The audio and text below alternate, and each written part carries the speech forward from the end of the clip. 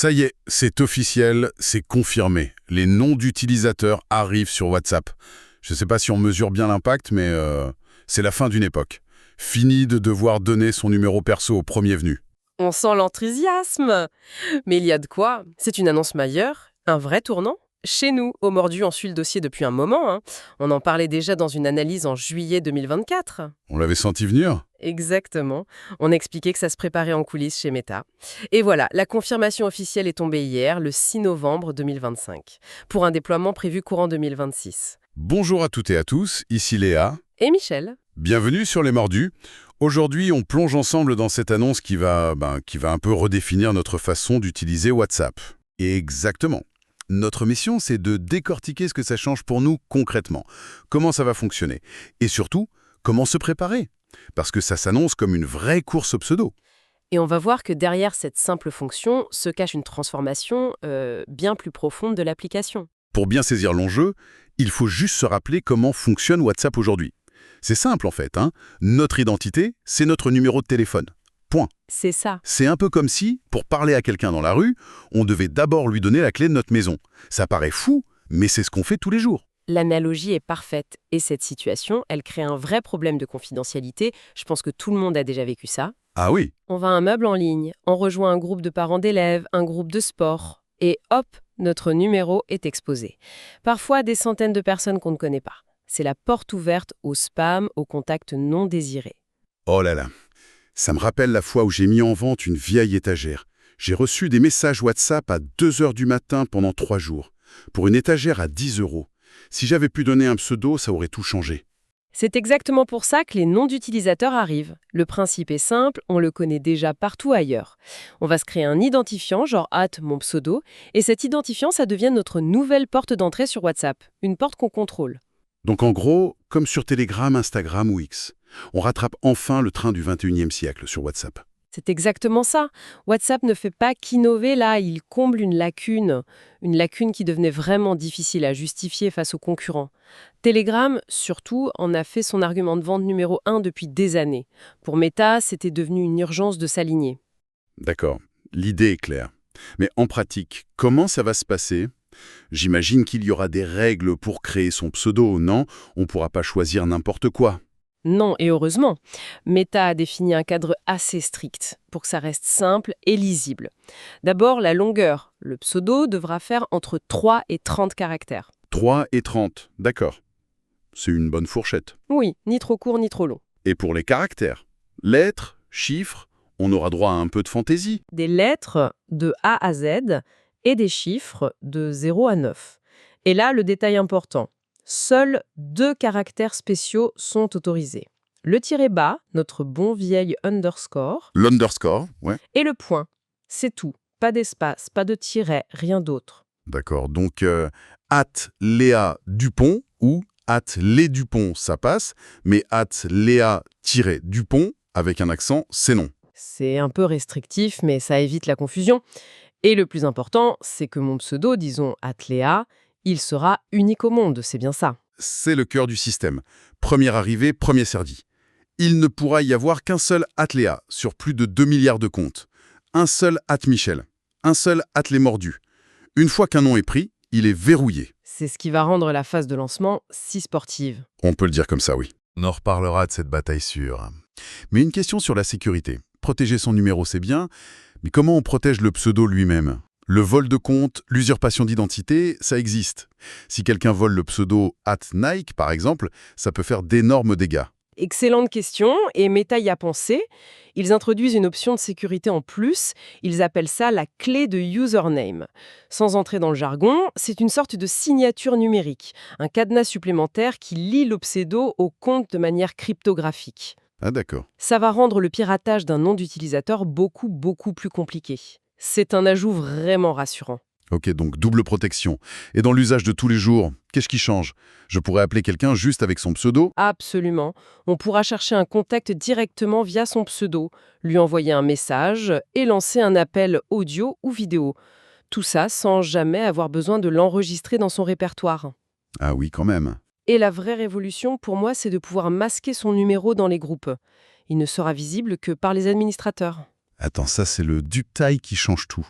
Je pense à tous les groupes parents d'élèves, copropriétés. Fini le numéro qui se balade partout et qui est aspiré par des gens qu'on connaît à peine. Ça, c'est une application concrète qui va changer la vie. C'est clair. Mais au milieu de tout ça, le fameux chiffrement de bout en bout, la forteresse de WhatsApp, il vient quoi? Il ne bouge pas d'un iota. C'est le point sur lequel Meta a été catégorique. Le chiffrement de bout en bout reste la base. Que la conversation commence via un numéro ou un pseudo, elle restera privée. C'est rassurant. Oui, la sécurité des messages n'est pas négociable, et heureusement. Et pour ceux qui, disons, sont un peu allergiques au changement. Ma tante, par exemple, qui panique dès qu'un bouton change de place, elle sera obligée de se créer un pseudo. Non, et c'est la force de cette transition. C'est une couche en plus, ce n'est pas une obligation. Ceux qui le veulent pourront continuer à utiliser WhatsApp exactement comme avant, juste avec des numéros. Personne ne sera forcé. Bon, ça nous amène au sujet le plus croustillant, la grande bataille des pseudos. Cette histoire de premier arrivé, premier servi sur 2 milliards de personnes, ça va être la ruée vers l'or numérique. C'est exactement le scénario. Et chez Meta, ils le savent très bien. Lancer ça du jour au lendemain, ce serait une catastrophe technique.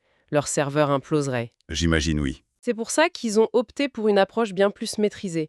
Ils vont déployer un système de réservation anticipée. Une sorte de liste d'attente...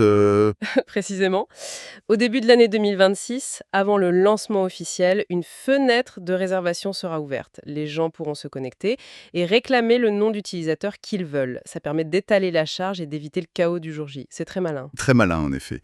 Est-ce qu'on a un calendrier un peu plus précis pour marquer nos agendas? La timeline commence à être claire, oui. Premier rendez-vous, début 2026. Ouverture de la phase de réservation, c'est le moment à ne pas rater. Ok, début 2026. Ensuite, on a une date technique importante, juin 2026. C'est la date limite pour les développeurs tiers pour qu'ils adaptent leurs services. Ça nous donne un indice très fort que le lancement public se fera avant ou autour de cette période. Donc, si on résume, on réserve notre pseudo au début de l'année, et quelques mois plus tard, vers le milieu de l'année, tout le monde peut l'utiliser. C'est l'idée. Avec la nuance habituelle de WhatsApp, le déploiement sera progressif, par région. Mais globalement, oui, dans 6 à 7 mois, on y sera. C'est pour bientôt, et ça va arriver vite. Ma première réaction en lisant tout ça, c'est de me dire, franchement, il était temps. On est bien d'accord. C'est une fonction qui aurait dû exister depuis 5 ans, non? Absolument. Mais ce qui est fascinant, si on prend un peu de recul, c'est que ce n'est pas juste une question de vie privée. C'est une transformation de l'identité même de WhatsApp. L'application passe d'un annuaire téléphonique amélioré à un véritable réseau social. Développe cette idée, c'est intéressant. En quoi le pseudo change la nature de l'appli? Jusqu'à maintenant, notre cercle social sur WhatsApp était défini par notre carnet d'adresses. On ne parlait qu'à des gens dont on avait le numéro. C'est vrai. Avec les noms d'utilisateurs, on pourra créer des liens avec des gens en dehors de ce cercle. C'est un pas de plus vers un écosystème méta-unifié. À terme, on peut imaginer un avatar pseudo unique pour son compte Instagram, son WhatsApp et son futur avatar dans le métavers. C'est une brique essentielle de leur stratégie. Vu comme ça, c'est bien plus qu'une simple mise à jour. C'est une refondation. Mais est-ce qu'il n'y a pas des risques? Un pseudo, c'est aussi un masque. Un pseudo jetable, c'est un outil potentiel pour le harcèlement ou la désinformation.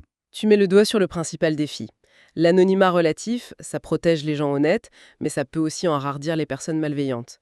C'est le dilemme de toutes les plateformes. La question, c'est de savoir quel garde-fou Meta va mettre en place. La modération dans les grands groupes publics qui vont sûrement se multiplier sera un enjeu colossal. Et je pense à un autre truc, le marché noir des pseudos. Les noms comme @Paris ou @Crypto, ça va valoir de l'or. On risque de voir des gens les squatter juste pour les revendre. C'est inévitable. Il y aura une spéculation, c'est certain. Meta devra mettre en place des politiques très strictes contre ça, mais ce sera un jeu du chat et de la souris. Le plus grand défi, au-delà de la technique, sera humain. Il va falloir éduquer 2 milliards de personnes. J'imagine déjà la conversation avec mes parents. « Non, papa, pas besoin de mon numéro, maintenant tu cherches mon pseudo. » Oui, un pseudo. Non, ce n'est pas ton adresse email. Ça va être un joyeux bazar au début. Un très joyeux bazar, oui. Changer une habitude ancrée depuis plus de 10 ans, c'est titanique. La simplicité de WhatsApp, un numéro, un contact, c'était sa plus grande force. L'enjeu, c'est d'ajouter de la complexité sans perdre les gens. Bon, alors pour ceux qui nous écoutent et qui veulent être prêts, concrètement, on fait quoi pour ne pas se retrouver avec @JeanDupont 75012 bis? Très bonne question. On peut donner une petite feuille de route en 4 points. Le premier, la base de la base, s'assurer que son application WhatsApp est toujours à jour. Logique. La suite? Deuxièmement, la partie créative. Commencez dès maintenant à réfléchir à son futur nom d'utilisateur. Et mon conseil, préparez un plan A, un plan B et même un plan C. Les pseudos évidents vont partir en quelques secondes. Je suis déjà en train de faire ma liste. Troisième point. Restez aux aguets, surveillez l'application et les actus tech au tout début 2026. Dès que la fenêtre de réservation s'ouvre, il faudra être réactif. Bien sûr, chez les mordus, on sera sur le pont pour relayer l'info. Et pour les plus impatients, il n'y a pas un moyen de griller la file d'attente? Il y a une petite astuce, sans garantie. Le quatrième point, s'inscrire au programme bêta de WhatsApp.